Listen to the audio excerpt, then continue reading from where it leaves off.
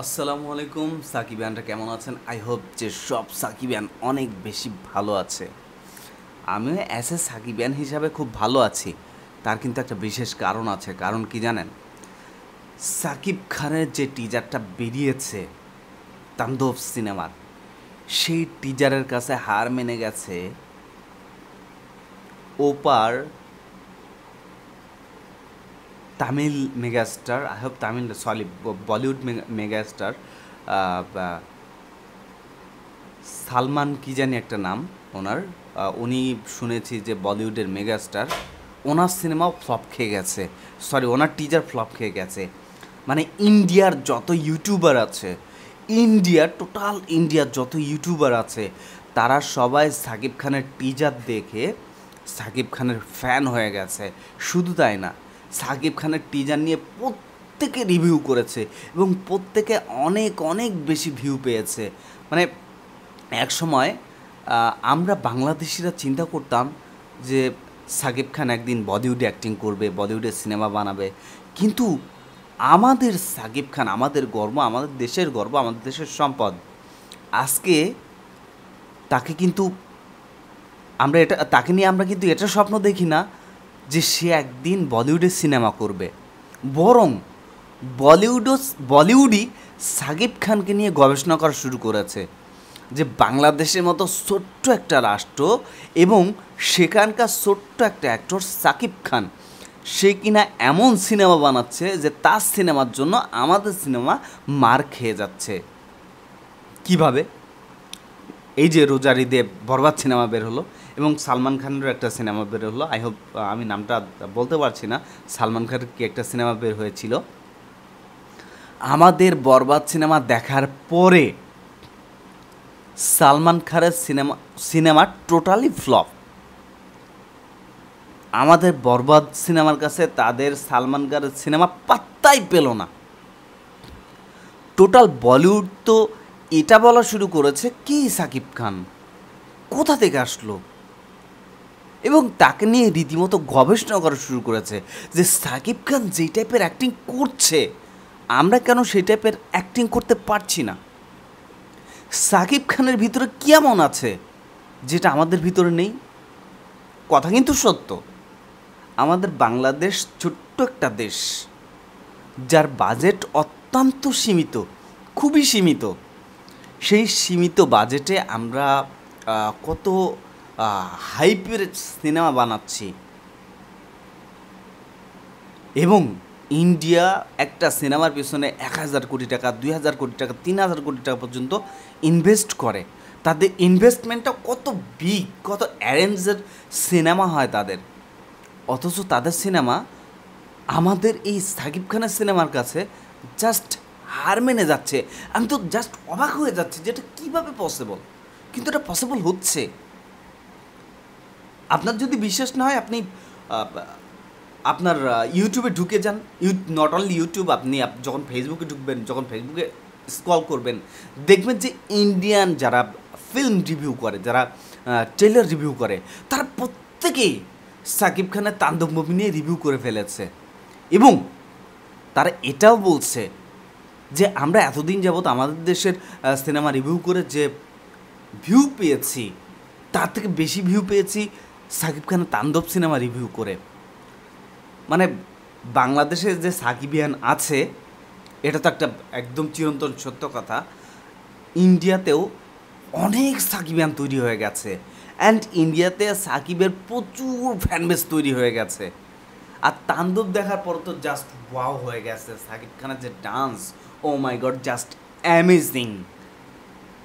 মানে এটা দেখার পরে সবাই সাকিব খানের ফ্যান হয়ে গেছে যে আসলে এই ছেলেটা কি করছে যেটা আমরা করতে পারছি না। সাকিব খানের কাজ দিনের পর দিন এতটা বেশি ভয়াবহ হচ্ছে যেটা কিনা আসলে বলার মতো না, বলা বাহুল্য। একটা জিনিস খেয়াল করেছেন? আপনার ইন্ডিয়ার যে একটা চ্যানেল ছিল, মিউজিকের চ্যানেল, মেবি এসভিএফের গান বাংলা না কি জানি একটা চ্যানেল, আমরা সঙ্গীত বাংলা, আমরা কিন্তু প্রত্যেকে যখন ছোট ছিলাম তখন সঙ্গীত বাংলাই দেখতাম।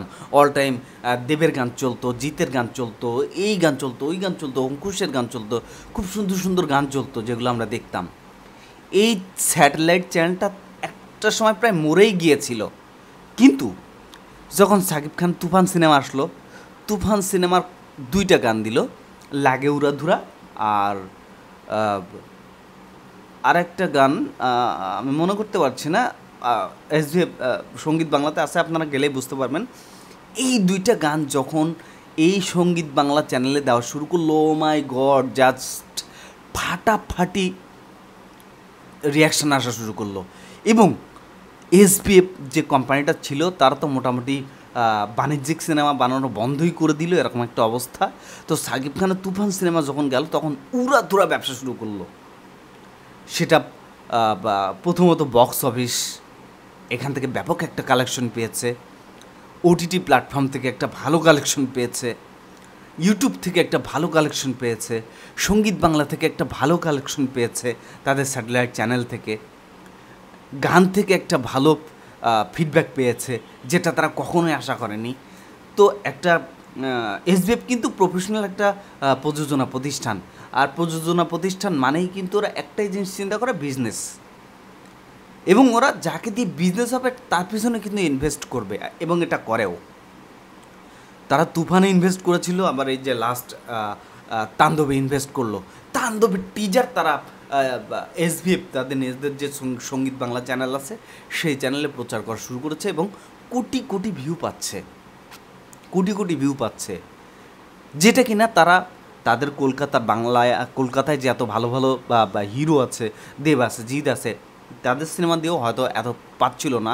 তবে লাস্ট দেবের যে খাদান সিনেমাটা গেল, সেই সিনেমা দিয়ে হয়তো বা কিছুটা পেয়েছিল, কিছুটা লাভ হয়েছিল, লাভবান হয়েছিল এসভিএফ সঙ্গীত বাংলা চ্যানেলটি। এখন তারা সাকিবকে নিয়ে পড়েছে, কারণ সাকিব মানেই সুপারহিট সিনেমা, আর সিনেমা সুপারহিট মানে লাভ। আর আমি তো বললাম যে তারা কোন কোন খাত থেকে লাভ করে, শুধু কিন্তু নট অনলি ভারত, বাংলাদেশের যত প্রডিউসার আছে তারাও কিন্তু সাকিব খানের পিছনে ঘুরছে একটা সিনেমা করার জন্য। এবং তারাও কিন্তু রায়হান রাফি বলেন বা আপনার আশরাফ যে ছেলেটা ছিল, যে প্রিয়তম বানিয়েছিল ওই ছেলেটা, তারপরে আপনার মেহেদি হাসান হৃদয় হয়তো নেক্সট প্রজেক্ট আরও বেশি হাই করবে, তাহলে বুঝেন। এবং রায়হান রাফি যে তাণ্ডব বানালো, এই তাণ্ডব সিনেমা কিন্তু আরও বেশি হাই হবে। এবং রায়হান রাফি যেটা কথা দেয় সেটা কিন্তু করেই দেখায়। উনি কিন্তু সুড়ঙ্গ সিনেমায়ও কথা দিয়েছিল যে সুড়ঙ্গ সিনেমা হবে মাটির নিচে অরিজিনাল সুড়ঙ্গ খুঁড়ে, হ্যাঁ সেটাই কিন্তু করেছিল। এবং তাণ্ডব সিনেমা করেছে কিন্তু বাংলাদেশে, এবং রাজশাহীতে যখন শুটিং করে তখন কয়েকটা ফুটেজ লিক হয়েছিল, এবং সেখানে মনে হচ্ছিল একটা লাভ স্টোরি সিনেমা হবে, কিন্তু রায়হান রাফি কথা দিয়েছে নট লাভ স্টোরি ফিল্মস, এটা হবে জাস্ট অ্যাকশান ফিল্ম। তবে তিনি এটাও বলেছে, আমার এই তাণ্ডব সিনেমার সব শুটিং প্রায় বাংলাদেশে করা, বাংলাদেশেও অনেক ভালো সিনেমা করা যায়, এবং সেটা আমি করিয়ে দেখিয়েছি যে বাংলাদেশেও ভালো সিনেমা করা যায়। হয়তো রেহান রাফিকে দেখে পরবর্তীতে সবাই বাংলাদেশের মধ্যেই ভালো সিনেমা করবে, তাতে করে একটা জিনিস হবে যে বাজেটটা কম যাবে, এবং খুব বেশি ভায়োলেন্স থাকবে সিনেমার ভিতরে, তখন ভালো ঢুকাতে পারবে, ভালো কিছু অ্যারেঞ্জমেন্ট ঢুকাতে পারবে। যে টাকা দিয়ে থাইল্যান্ডে শুটিং করতো, দুবাইতে শুটিং করতো, ইন্ডিয়াতে শ্যুট করতো, সেই শ্যুট যদি বাংলাদেশে করতে পারে, তাহলে যে ট্রাভেলসের যে টাকাগুলো, যাতায়াতের যে টাকা খরচ হতো, বা খাবারের যে টাকাগুলো এক্সট্রা খরচ হতো, সেই টাকাগুলো এক্সট্রা খরচ হবে না, হোটেল ভাড়া খরচ হতো সেই টাকাগুলো খরচ হবে না, সেটাগুলো সিনেমার পিছনে খরচ হবে, এবং খুব ভালো মানের সিনেমা হবে। আমরা তো জাস্ট রায়হান রাফির এই তাণ্ডব সিনেমা দেখার জন্য ওয়েট করছি, দেখি যে কিভাবে সিনেমাটা আসে, এবং আমরা হয়তো সাকিব খানরে অন্য লুকে দেখতে যাচ্ছি, এটা সব থেকে বড় কথা। তো যারা সাকিবেন আছেন তারা অবশ্যই আমার ভিডিওটা লাইক, কমেন্টস এবং শেয়ার করে আমার পাশে থাকবেন, এবং সাকিবের সব আপডেট আমি সবসময় আপনাদেরকে জানিয়ে দেবো। দেখা হবে অন্য কোনো দিন, অন্য কোনো ভিডিওতে। আল্লাহ হাফেজ, আসসালামু আলাইকুম।